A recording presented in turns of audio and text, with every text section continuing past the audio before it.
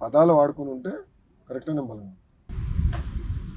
Sir ఇదివరకంటే ఇంట్లో ముసలోళ్ళు పెద్దోళ్ళు ఉండేవాళ్ళు, దానికి తోడు ఆడవాళ్ళం కూడా కొన్నాళ్ళు ఎక్కువ రోజులు ఇంట్లో ఉండేవాళ్ళం. పిల్లలకి ఇది మంచి ఇది చెడు, ఇది ఎలా చేయాలి ఇది ఎలా చేయాలని చెప్పాను సార్. ఇప్పుడు అంతా పోటీ ప్రపంచం అయింది కాబట్టి మగవాళ్ళు ఎలా పరిగెడుతున్నారు, ఆడవాళ్ళం కూడా అదే బిజీ పని, ఇంట్లో పని చేసుకొని వెళ్ళడానికి వస్తుంది. ఎక్కువ శాతం ట్యూషన్స్ స్కూల్ అంటున్నామే కానీ పిల్లలతో టైం స్పెండ్ చేయడానికి మాకు అసలు కుదరట్లేదు సార్. ఎక్కువ శాతం అంటే మేమంటే కొంతమంది ఖాళీగానే ఉంటున్నాం కానీ కొంతమంది అదే బిజీ లైఫ్ అయింది సార్. వాళ్ళు పిల్లలతో ఇది ఇలా ఈ చెల్లి అమ్మ అత్త ఇలా మనం ఉండాలని చెప్పి చెప్పడానికి ఓవరాల్గా రావట్లేదు సార్. ఏదన్నా ఇసుకేస్తున్నారు అనుకో పని టైంలో వాళ్ళు ఫోన్ అప్పచెప్పడం లేదా టీవీ పెట్టేసేయటం, మీరు అవి చేయండి మేము పనులు చేసుకుంటాం. స్కూల్ టైం హోంవర్క్ అయిందా ట్యూషన్కి వెళ్ళండిరా, ఒక 10 రూపాయలు కడితే కట్టాం వాళ్ళు ట్యూషన్కి వెళ్ళిపోతారు అని చెప్పి అనుకుంటున్నామే కానీ పిల్లలతో టైం స్పెండ్ చేయట్లేదు సార్. మా ఆలోచన కూడా ఏంటంటే సార్ ఇప్పుడు ఎటు స్కూళ్ళలో బ్యాడ్ టచ్ గుడ్ టచ్ అని గర్ల్స్ వాటికి క్లాసులు చెప్తున్నారు సార్. అలా కాకుండా ప్రతిరోజు ఒక 1/2 అవర్ బాయ్స్ గర్ల్స్ మొత్తం చిన్నపిల్లల ఎల్కేజీ యూకేజీ నర్సరీ కాకుండా అందరికీ సార్ ఒక తల్లి ఒక ఆడపిల్ల ఒక అమ్మ ఎలా ఉంటుంది ఎలా పెంచిద్ది అక్కడి నుంచి స్టార్ట్ అయితే రేపు ప్రపంచంలోకి వెళ్ళేటప్పుడు వాళ్ళు అవును ఆడపిల్లని మనం ఎలా గౌరవించాలి ఎలా ఉండాలి, ఒక తల్లి మనల్ని ఎలా చూస్తుంది, ఒక అక్క మన ఎలా చూస్తుంది, మన చెల్లి మన పక్కన ఉన్న వాళ్ళు వాళ్ళందరూ మనకు ఒకటే, వాళ్ళు వేరు వీళ్ళు కాదు అని చెప్పి అనుకోకుండా అందరూ కూడా ఫ్రీగా ఉండేటట్టుగా. ఇప్పుడు ఏంటంటే ఓవరాల్ గా ఏం చెప్తున్నారు bad touch good touch girls కి మాత్రమే చెప్తున్నారు, అమ్మ ఇక్కడ టచ్ చేస్తే ఒప్పుకోమాకండి ఇక్కడ. అదే కదా అది బాయ్స్ కూడా చెప్పాలి సార్, మీరు అలా అంటుకోకూడదు. ఏంటి తను ఏమైంది నీకు ఫ్రెండా అక్క ఎవరినైనా టచ్ చేయకూడదు, ఎవరితోనైనా ఫ్రీగా ఉండాలి. మీ అమ్మ ఎలా మీ తల్లి అలా ఎలా 9 మాసాలు మిమ్మల్ని మాసికంలో ఎలా కష్టపడుతుంది. ఇప్పుడు పిల్లలకు కూడా సార్ మేము ఎలా ఫీల్ అవుతున్నాం అంటే మేము కష్టపడి వచ్చాం, మా పిల్లలకు కష్టం కాదు సార్, మా పిల్లలకు కూడా కష్టం తెలియాలి, మేము ఎలా కష్టపడుతున్నాం రేపు వాళ్ళు అలా కష్టపడితేనే ఎదగలుగుతారు అని తెలిసే విధంగా కూడా కొంచెం ఉంటే బాగుంటుంది అనిపిస్తుంది. అమ్మా నేను అడతా, ఇప్పుడు మన ఇంట్లో కూడా అదే సమస్య కదా. అవును సార్. అదే ఒక పక్క నేను పరిగెడతాను, బాబు గారు ఎటు గారు నిరంతరం రోడ్ల పైన ఉంటారు, అమ్మ కంపెనీ అని ఉంటుంది, బ్రహ్మణి కూడా కంపెనీ అని అమ్మ ట్రస్ట్ చూసుకుంటారు. ఇట్లా అందరూ ఒక్కొక్కరు ఒక డైరెక్షన్ పరిగెడుతున్నాం. మేమేం చేసామంటే కంపల్సరీ ప్రతి సండే లంచ్కి మేమందరం ఎవరైతే అందుబాటులో అందరూ కూర్చోవాలి, కంపల్సరీ ఒక 2-3 గంటలు మాడుకోవాలి, అది కంపల్సరీ చేశాడు. అండ్ మా అమ్మ ఒక రాత్రి దేవాంశతో భోజనం చేయాల్సిందే మేము అందరూ అనుకున్నాం. ఎందుకంటే అవ్వ తాత దగ్గర నుంచి చాలా నేర్చుకుంటారు పిల్లలు, నేను చూసా కదా మా ఆవిడ చాలా నేర్చుకుంటాను, నేను గమనిస్తున్నాను. అది చాలా అవసరం. ఎందుకంటే ఇప్పుడు ఏమైందంటే కుటుంబాలు కూడా చిన్నగా అయిపోతుంది. మాది మేము ఇంకా ఉమ్మడి కుటుంబం అంటే అందరం కలిసి ఒకే ఇంట్లో ఉండే కుటుంబం. బట్ చూస్తున్నా కదా మిగతా దగ్గర చూస్తే చిన్న చిన్న కుటుంబాలు అవుతున్నాయి. దాంతో ఏంటంటే పెద్దవాళ్ళు వాళ్ళు పడిన కష్టాలు ఈ పిల్లలు తెలియదు, మనకి విలువలు ఏంటి మనం నేర్చుకుంది ఏంటి వాళ్ళు చెప్పుకోలేకపోతున్నాం. అది కనపడుతుంది, అది చెప్పాలి, అది బాధ్యత ఉంది. బట్ మీరు అన్నట్టు అనుకున్నంత తేలిక కాదు, ఎందుకంటే అది టైం పెట్టాలి. ఇప్పుడు నేను కూడా ఉన్నా, ఇప్పుడు సండే ఉంటే మా ఆవిడతో ఉంటా, ఎంతనా చేతి ఇట్లా అంటే ఫోన్ కావాలి, అందుకే ఫోన్ పక్కన పెట్టేస్తాను. మేము ప్రైవేట్ స్కూల్ ప్రైవేట్ కదా సార్, ప్రైవేట్ కాలేజీలో కూడా తనకు అలా వెళ్ళేవాళ్ళం. సండేస్ సెలవులు అడిగితే ఎవరు సార్, మాకు డైలీ వెళ్తేనే ఏదన్నా 1 డే మాకు సెలవు ఇచ్చారంటే ఇల్లు స్కూల్కి వెళ్ళిపోతారు. మాకు ఆ రోజు ఇంట్లో పని అంతా ఆ రోజు గుర్తొచ్చేది, ఇల్లు చదువుకోవడం క్లీనింగ్ మొత్తం. అట్లా ఏమైనా పిల్లలతో గడపడం చాలా తగ్గిపోయింది సార్. లేదు మాకు కూడా ఇప్పుడు ఒకళ్ళమని కదా సార్, మేము కూడా కొంచెం టైం జరుగుతా అమ్మ కాసేపు ప్రశాంతంగా మేము ఫోన్లో పడిపోతున్నాం కానీ పిల్లలతో టైం స్పెండ్ చేయట్లేదు. ఇన్స్టాగ్రామా చెప్పండి, ఇన్స్టాగ్రామా యూట్యూబా? రెండువా? ఫేస్బుక్ వంటలని యూట్యూబ్ లో చూస్తారా? గూగులా? ఇప్పుడు ఏ వాడుతున్నారా? ఇంకా స్టార్ట్ చేయలేదా? ఎవరన్నా వాడుతున్నారా ఏ ఇక్కడ? పిల్లలు వాడతారా? దేనికి వాడతారు? కార్టూన్స్ కోసం లేదా ఏదన్నా బొమ్మలు క్రియేట్ వీడియోలు వాళ్ళే క్రియేట్ చేస్తారు సార్. ఇన్స్టాగ్రామ్ స్టేటస్ పెట్టేవి వాళ్ళ పిల్లలు క్రియేట్ చేస్తారు, ఏ వాడుకొని వాళ్ళే చేస్తారు. మన మీద స్పీడ్ గా ఉన్నారు సార్. కరెక్ట్ అంటే ఇవ్వట్లేదు సార్ మొబైల్, ఏదన్నా ఒక 1/2 అవర్ ఉంటే అంటే కంపల్సరీ మొబైల్ కొన్ని సందర్భాల్లో తప్పదు, కానీ మన పర్యవేక్షణలో చూడాలి. ఎందుకంటే పిల్లలు ఏం చూస్తున్నారని కూడా చాలా ఇంపార్టెంట్. ఏ వయసుకి ఏది చూడాలో అంతే చూడాలి, కానీ చిన్న వయసు అన్నిటికీ ఎక్స్పోజ్ అవుతాం కూడా కరెక్ట్, చాలా చాలా కీలకమైంది.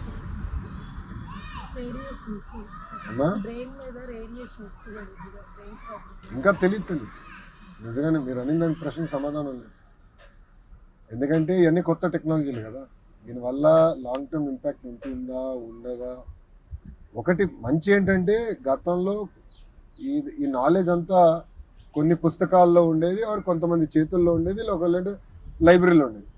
అలాంటిది ఇప్పుడు ప్రతి ఒడు అందరి చేతుల్లో ఉంది. సో ఏమైనా డౌట్ ఉంటే సింపుల్ గా క్లారిఫై చేసుకుని నిన్న మా పాపకి అది కూడా ఉందిలే. నిన్న మా పాపకి చేతుల్లో నుంచి అడ్రస్ అడుగుతామని సార్ గూగుల్ మ్యాప్స్. నిన్న సార్ మా పాపకి వేళ్లలో నుంచి సూదులు పొడిచినట్టుగా ఇట్లా ఇట్లా తిమ్ముర్లుగా అట్లా అట్లా నొప్పులు వచ్చినాయి అన్నారు అని అంటే ఫోన్ లో ఏ అయినడికి వీడియో పెట్టేసి అదే చెప్తుంది కూడా, అవునా నువ్వు ఇలా చేయాలి, నువ్వు ఇలా చేస్తే నీకు తగ్గిద్ది, నీకు విటమిన్స్ ఏమైనా తగ్గినాయా. అమ్మా అది పర్లే కానీ డాక్టర్ చూపించండి, మీరు మరీ అట్లా అలవాటు జాగ్రత్త. కాసేపు మళ్ళీ తగ్గిపోయింది సార్. అంటే అలా వస్తున్నాయి బబుల్స్ లాగా ఇట్లా సూదులు సూదులు పెట్టి అట్లా గుచ్చినట్టుగా కొంతసేపు అలా వచ్చి దానికోసం ఇట్లా నొక్కేసి చూసేస్తాం. ఏలో 9th క్లాస్ చదువుతుంది సార్ మా పాప. పిల్లలకి ఎట్లా తెలుసమ్మా ఏ గురించి? ఏమంటారో ఫోన్ లోనేనా? నేను స్కూల్లో మాట్లాడుకుంటున్నారు వీళ్ళందరూ, ఎవడో ఒక ట్రై చేసి అందరికి నేర్పిస్తున్నారా? లంచ్ బ్రేక్ లో ఏం చెప్తారు తల్లి? అబ్బా లంచ్ బ్రేక్ లో అంతా గుసగుసలే కదా. టెక్నాలజీలో ఏంటంటమ్మా మంచి ఉంటుంది చెడు ఉంటుంది. సో మనం మంచిగా ఎట్లా వాడాలనేది ఇంపార్టెంట్. ఇప్పుడు నేనున్నా వాట్సాప్ బాగా వాడతాను, నేనంటే అదొక మార్గం అందరితో టచ్ ఉండడానికి.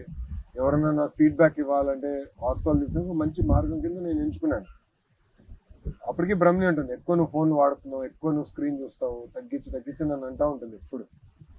బట్ అది ఎట్లా బ్యాలెన్స్ చేయాలి మన చేతులు. సో దాంట్లో టెక్నాలజీ వల్ల మంచి ఉంటుంది చెడు కూడా దేనికైనా. ఇప్పుడు షుగర్ ఆరోగ్యానికి మంచిది కదా తల్లి. లిమిటెడ్గా తీసుకుంటే కొంతవరకు మేలు, ఎక్కువ తీసుకుంటే అది సేమ్ థింగ్. ఉప్పు అంతే, ఆయిల్ అంతే. మా వాడికి నేను ఫోన్ లేవమ్మా, ఐప్యాడ్ లేదు. వాడికి ఏంటంటే హోంవర్క్ ఉన్నా అంటే బ్రహ్మి కూర్చుంటుంది, బ్రహ్మి ముందర హోంవర్క్ చేయాలి. చదవాలంటే పుస్తకాలు వాడికి అలవాటు చేసి. నేను చదవలేదు. దేవాంశకి ఏంటంటే రోజుకో పుస్తకం చదివేస్తాను. నేను చదవలేదు. నేను ఆ పుస్తకం ఇస్తే సంవత్సరం కూడా అవుతుంది. 2 పేజీలు చదివితే మళ్ళీ పక్కన పెడతాం, మళ్ళీ 2 పేజీలు చదువుతాం. అది అలవాటు రా, చిన్నప్పటి నుంచి అలవాటు అయిపోయింది. మనోడిని చూసి నేను లైబ్రరీల పైన అందుకే శ్రద్ధ పెడుతున్నాను. అందుకే మనం చూసిన మంగళగిరిలో కూడా ఫస్ట్ ప్రాజెక్ట్ నేను చేపట్టింది లైబ్రరీలో సెకండ్స్ వెళ్తారు, పుస్తకాలు చదవాలి, మెల్లిగానే వస్తుంది కదా 2-3 సార్లు. ఇంకా జాగ్రత్తగా చేయాలి కదా, బాధ్యత ఉంది కదా. జాగ్రత్తగా చేయాలమ్మా. స్టడీ ఇంకా చేయాలమ్మా, ఎందుకంటే కాలం మారుతుంది. ఇప్పుడు చూస్తే ఏఐ అనేది వచ్చేసింది, అందరు ఏఐ వాడుతున్నారు. ఇప్పుడు నిన్న నేను 2 గంటలు కూర్చున్నా ఏఐ పైన. దానివల్ల మనం ఎంత మీరు అన్నారే కష్టం, అన్నెసరీ పనులు తగ్గించుకోవచ్చు. సో బాబా గారు ఏమంటారంటే ప్రతి కుటుంబంలో ప్రతి వ్యక్తి ఏఐని ఎట్లా వాడాలో నేర్చుకోవాలి, తెలుసుకోవాలి. కనీసం వాడినా వాడకపోయినా. ఎందుకంటే మీరు అన్నారు చక్కని పిల్లలకి అది అనిపించింది. రెండోది ఇప్పుడు వ్యవసాయంలో రైతులు నేర్చుకోవచ్చు. ఇప్పుడు మీరు సపోజ్ ఇంట్లో టైలరింగ్ చేస్తున్నారు, ఏ ప్రోడక్ట్, ఏ ధర, ఎక్కడ, ఎలా, అదంతా మీకు ఏలో తెలుసుకోవాలి. సో ఇప్పుడు మీరు ఏమన్నా యాన్ ఇస్తున్నాడు, బట్ట ఇస్తున్నాడు, పలాని ధర అంటున్నాడు, బయట ఏ ధరకు ఉంది, ఎక్కడ ఉంది, ఏ మార్కెట్లో కొనొచ్చు. సో అట్లా నేర్చుకునే దానికి మంచి అవకాశం వస్తుంది. డయాగ్రామ్ వేసిస్తారు మా పాప బాగా వేసిద్ది. ఏని అడిగిద్ది, నేను ఈ పిక్చర్ వేయాలి, నాకు సింపుల్ వేలో ఏదన్నా చూపించమని అడిగిద్ది. అడిగితే అది సింపుల్ వేలో చూపించింది. సో అట్లా మంచి కూడా కానీ మీరు అన్నట్టు 2 సైడ్లు ఉంటాయి. 2 సైడ్లు జాగ్రత్తగా చేయాలి. మన బట్టి ఉంటారమ్మా. నేను బలంగా నమ్మేది పిల్లలు వాళ్ళు మొదటిగా నేర్చుకునేది వాళ్ళ ఇంట్లో. మన ఇంట్లో పరిస్థితి ఎలా ఉంటుందో వాళ్ళు చూసి అది వాళ్ళు నేర్చుకుంటారు. పిల్లలకి మొదటి గురువు తల్లే కదా సార్. అంతే కదమ్మా, తల్లే కదమ్మా. మొదటి గురువు తల్లి దగ్గరే ఏదైనా నేర్చుకుని బయటకు వెళ్ళేది. మా అమ్మ ఇప్పుడు కూడా అంటుంది, నువ్వు ఎంత నీ వయసు ఎంత పెరిగినా, నువ్వు రాజకీయంగా ఎంత ఎదిగినా, నువ్వు నాకు కొడుకువే. సో నేను తిట్టే హక్కు నాకు తల్లి ప్రేమే కదా. ఏదైనా చెడైనా మంచి అయినా మన దగ్గరే నేర్చుకుని వెళ్తారు వాళ్ళు. అమ్మ చాగంటి కోటేశ్వర గారు మంచి మాట అన్నారు. ఒకే ప్రవర్తన నేను లైవ్ లో చూసాను. అంటే నేను వెళ్ళి కూర్చుని విన్నానమ్మా. మిగతాన్ని నేను యూట్యూబ్ లో అక్కడ చూసాను. నేను మంచి మాట అన్నాను. తల్లికి చెప్పలేని పని చేయొద్దు.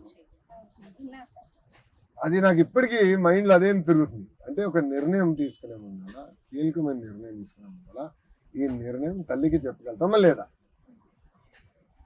ఒక్క క్షణం ఆలోచించండి, అన్ని క్లారిటీ. ఎంత బాగా చెప్పాడంటే నాకు పెద్ద ఆయన. ఇప్పటికి నా మైండ్ నుంచి అది పోలా. నెక్స్ట్ డే ఆయన చెప్పిన తర్వాత బాబు గారు పేపర్లో చదివారు. పొద్దున్న బ్రేక్ఫాస్ట్ కలిసాడు. బాబు గారు ఏంట్రా ఇట్లా జరిగిందని. సార్ ఇట్లా జరిగింది ఇట్లా నేను చూశాను పేపర్లో, బాగా చెప్పాడు ఆయన అని ఇప్పుడు బాబు గారు చెప్పుకుంటారు. ఇట్లా ఇది అది చాలా పవర్ఫుల్ అన్నట్టు. అది పిల్లలకు తెలియాలి. అది మేము పాఠశాలల్లో పుస్తకాల ద్వారా ఎంత చెప్పినా అది ఒక భాగం. ఇంట్లో అది చాలా చాలా అవసరం. ఇంట్లో మన ప్రవర్తన బట్టి పిల్లలు పెరుగుతారని బలంగా. ఇప్పుడు నేను ఏదంటే తిని మామిడి నువ్వు తినద్దంటే అడేమంటాడు, మీరు తిన్నారు కదా డాడీ అన్నారుగా. నా నాన్న నువ్వు తింటున్నావు నేను తింటాను కదా అంటే. నేను తిన్నారుగా. నేను రోజంతా ఫోన్ల మీద ఆడు ముందర రోజంతా ఫోన్ల మీద ఉంటే అంటాడు, నాన్న నువ్వు ఫోన్ వాడుతూ నాకు అంటాడు. అందుకే సండే నేను అతనితో ఉన్నప్పుడు నేను ఫోనే పట్టుకో. అందుకే నాకు ఎవరు మెసేజ్ పెడితే సండే రిప్లై రావు, నేను పక్కన పెట్టేస్తా ఫోన్. మళ్ళీ రాత్రి చూస్తా మెసేజ్. నాకు ఫోనే లేదు సార్. ఫోన్ కొనిపెట్టమంటే పిల్లలు చెడిపోతారు నీ వల్ల అని ఆయన ఫోన్ కూడా కొనిపెట్టలా. ఫోన్ లేదా? ఫోన్ లేదు. 3 అమ్మాయిలు. ప్రశాంతంగా ఉంటుంది నీ జీవితం. ఫోన్ లేకుండా హాయిగా ఉన్నావు తల్లి. ఫోన్ లేదు సార్, నేనే తీసుకోవాలా. 3 అమ్మాయిలు. ఈ ఫోన్ ఉందంటే వాళ్ళు స్కూల్ నుంచి రాగానే ఫోన్ తీసుకుంటారు, వాళ్ళే చెడిపోతారు. అడగలేదా ఫోన్ అమ్మా? అడగరు. కొనండి అన్న కూడా అడగలేదా? ఎంత వయసు ఎంతమ్మా? పెద్ద అమ్మాయి 9th క్లాస్, సెకండ్ అమ్మాయి 5th, 3 అమ్మాయి 2nd క్లాస్. పెద్ద పాప నెక్స్ట్ ఇయర్ బోర్డ్ ఎగ్జామ్స్. అవును సార్. ప్రిపేర్ అవుతుందా? చాలా బాగా చదివిద్ది, డ్రాయింగ్ బాగా వేసిద్ది, క్లాస్ ఫస్ట్. ఆడపిల్ల బాగా చదువుతారు. ఆడపిల్ల ఇనిద్ది సార్ మాట, తల్లిదండ్రుల మాట విని మా అమ్మ మా నాన్న ఇంత కష్టపడుతున్నారని వాళ్ళు కూడా మన కోసం ఏదో చెయ్యాలని వాళ్ళ మనసులో ఉండిద్ది. కానీ కసి పోకూడదు, కష్టపడాలన్న కసి పోకూడదు. అది ఒక్కసారి పోతే మనం ఎంత చదివి ఇచ్చినా ఏం చేసినా వాళ్ళ కసి అనేది పోతే అయిపోయింది, ఉపయోగం. స్కూల్ నుంచి రావడంతోనే ఇంట్లో ఏం పని ఉందని ముందు పని చేసిద్ది అమ్మాయి. అవును, పని చేసే హోంవర్క్ చేసింది. గుంటూరు, కృష్ణ, విశాఖపట్నం, అనకాపల్లి ఎక్కువ ప్రైవేట్ స్కూల్స్కి వెళ్తారు.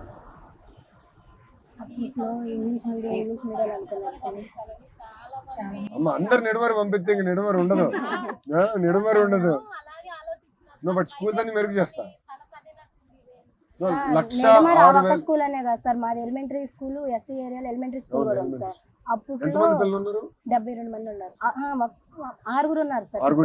అప్పట్లో 3 సార్, 5 క్లాసులకు 3 ఉంటే 6 ఉన్నారు సార్.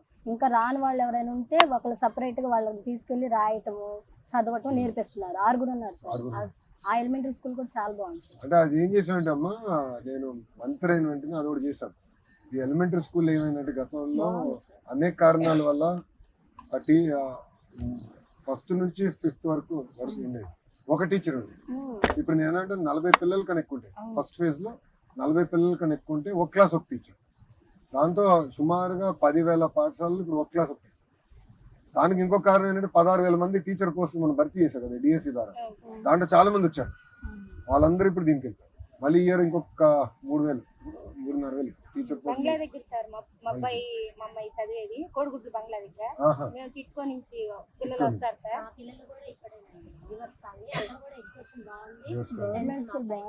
ఎంత చాలా ఇంపార్టెంట్ సంవత్సరం తల్లి, చాలా కీలకమైన సంవత్సరం 10th. అమ్మా ఇంకోటి అదే ఈరోజు వచ్చారు పిల్లలు. వీళ్ళు ఏంటంటే ప్రభుత్వ పాఠశాలలో చదివి ఐఐటి మెడ్రాస్కి ఒకరు, ఐఐటి ఇంకొక ఐఐటికి ఒకరు ఐఐఎస్సికి వెళ్ళారు. సో వాళ్ళు 3 ఈరోజు వచ్చారు. అందుకే లేట్ అయింది. వాళ్ళతో మాట్లాడుతున్నా పిల్లలతో. ప్రభుత్వ పాఠశాల చదివినారు. వాళ్ళని అడిగే మీ సలహా ఏంట్రా, నాకు మంత్రిగా ఏంటి మీకు సలహా ఏమి ఇస్తారంటే వాళ్ళకి మాట అన్న, మీరు 9th 10th రుద్దుతున్నారు. ఇదేదో ఫస్ట్ నుంచి సిస్టమేటిక్ గా చేస్తే రుద్దుడు ఉండదు కదన్నా. మీరు ఇల్లు ఒక్కొక్క ఇటుకేసి కడతారు కదన్నా, మీరు ఒకేసారి 9వ ఫ్లోర్ కట్టరు కదా. మీరు మళ్ళీ పిల్లలకి ఎందుకంత ఇబ్బంది పెడుతున్నారు నువ్వు మాట. సో అప్పుడు అనిపించింది మనం ఫస్ట్ క్లాస్ నుంచి నీట్గా చదివి పిల్లలందరినీ లెర్నింగ్ అవుట్కమ్స్ పైన ఎక్కువ శ్రద్ధ పెట్టి పిల్లలు చదువుకుంది ఎంతవరకు ఎక్కింది, ఎంతవరకు వాస్తవాలకి దగ్గరగా దాన్ని అమలు చేయగలుగుతున్నారు అనేది తెలుసుకోవాలి. 2 లక్షల మంది నాకు టీచర్లు, 43,000 పాఠశాలలు, అది ఇంటేనే నాకు ఇప్పటికీ భయం వేస్తుంది. అంటే 43,000 పాఠశాలలో మధ్యాహ్నం భోజనం నడవాలి, బుక్స్ ఇవ్వాలి, యూనిఫామ్లు ఇవ్వాలి, టీచర్లు కరెక్ట్గా వెళ్తున్నారు లేదు చూడాలి, కరెక్ట్గా పాఠాలు చెప్తున్నారు లేదు చూడాలి, మన పిల్లలు వస్తున్నారో లేదో చూడాలి, టీచర్లు వస్తున్నారు లేదో చూడాలి, మధ్యాహ్న భోజనం క్వాలిటీ నాణ్యత ఉందో లేదో చూడాలి, గుడ్లు పెడుతున్నారో లేదో చూడాలి, ఆ క్వాలిటీ చూడాలి. నేను తీసుకునే ముందర ఇంత పెద్దదని అనుకోలే, చాలా పెద్ద సమస్య ఇది. జాగ్రత్తగా చేస్తే మార్పు తీసుకురావాలి, చేయాలి, బాగా సరదాగా చేయాలి. అమ్మ మీరు నమ్మరు, ఈసారి 106,000 మంది పిల్లలు ఉన్నారు ప్రైవేట్ నుంచి గవర్నమెంట్. మొదటి ఫస్ట్ టైం అనుకుంటా 106,000 వరకే ఉంది సార్ బంగ్లా దగ్గర. ఇప్పుడు 9th మా అబ్బాయితోనే ఫస్ట్ 10th 10th వచ్చేసి. 10th. ఇప్పుడు జూనియర్ కాలేజెస్ ని బలోపేతం మళ్ళీ అది ఇంకెక్కడికి వెళ్ళకుండా మందే ఇంగ్లీష్ ఇంకా మీ సలహా చెప్పండి, ఇంకేం చేయాలి నేను? ఇంగ్లీష్ మీడియం మొత్తం బాగా చదువుతున్నారు. ఇంగ్లీష్ ఇప్పుడు మొత్తం మొత్తం బాగా చదువుతున్నారు. పిల్లలు బాగా కూడా బాగా నేర్చుకుంటున్నారు. నేర్చుకుంటున్నారు. కానీ తెలుగు భాష మర్చిపోకూడదు. తెలుగు కూడా నేర్చుకుంటున్నారు. విద్యా వ్యవస్థ మెరుగుపరిచినాక ఏం చేయాలి చెప్పండి. సమ్మర్ మాట్లాడిన వాళ్ళు చెప్పండి, ఏం మాట్లాడిన తల్లి బయటకు ఉన్నారు. సమ్మర్ టైంలో పిల్లలకి స్పోకెన్ ఇంగ్లీష్ క్లాస్ అని కంప్యూటర్ క్లాస్లో కనెక్ట్ చేస్తే బాగుంటుంది. లైబ్రరీలో పెడతాం. లైబ్రరీస్ నేను మెరుగుపరిచి కొంచెం ఇంగ్లీషు కార్టూనింగ్. సార్ నెక్స్ట్ మా పిల్లల్ని నిడమరకు పంపించేలాగా మీరే చెప్పాలి. స్కూల్ వేకెన్సీ లేదు సార్. ఇంకా 2 స్కూల్స్ డెవలప్ చేస్తా తల్లి, ఇంకా 2-3 స్కూల్స్ చేస్తా. నేనేమంటే నియోజకవర్గానికి ఒకటి చేద్దాం అని చేద్దాం. నేను ఇంకో స్కూల్ కూడా చేయాలి. నా పాయింట్ అన్ని స్కూల్స్ ఆ క్వాలిటీకి రావాలి. కేవలం ఇన్ఫ్రాస్ట్రక్చరే కాదు, విద్యా వ్యవస్థలో కూడా పిల్లల్ని అట్లా వెళ్ళేలాగా మీరే ఎంకరేజ్ హెచ్ఎం గారితో మాట్లాడు. నా మాట కూడా వెళ్ళదు. నేనేమన్నా అంటే అమ్మ క్వాలిటీ రావాలంటే నాకు వదిలేండి సార్, నేను క్వాలిటీ తెస్తానని. నేను ఇప్పటికి వెళ్ళలేదు తల్లి నంబర్. హెచ్ఎం మేడం చాలా స్ట్రిక్ట్ సార్.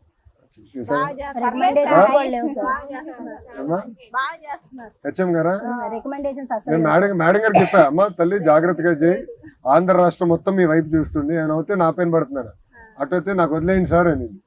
ఇంకంతే, దాని తర్వాత స్కూల్ కూడా వెళ్ళలేదు తల్లి ఇప్పటికి. తల్లి జాగ్రత్త చూసుకొని వెళ్తా. కొంచెం గట్టి మేడం గారు చాలా ఫర్మ్ ఉంటుంది, కొంచెం ఉండాలి తల్లి. హెచ్ఎం అనేది కొంచెం ఫర్మ్ గా ఉంటే వ్యవస్థ సెట్ అవుతుంది. అది నా ఆలోచన. ఎక్కడ నిర్మల్లో చదువుతున్నారు? ఎంతమంది పిల్లమ్మా? 5గురా? ఎంతమంది అక్కడ చదువుతున్నారు?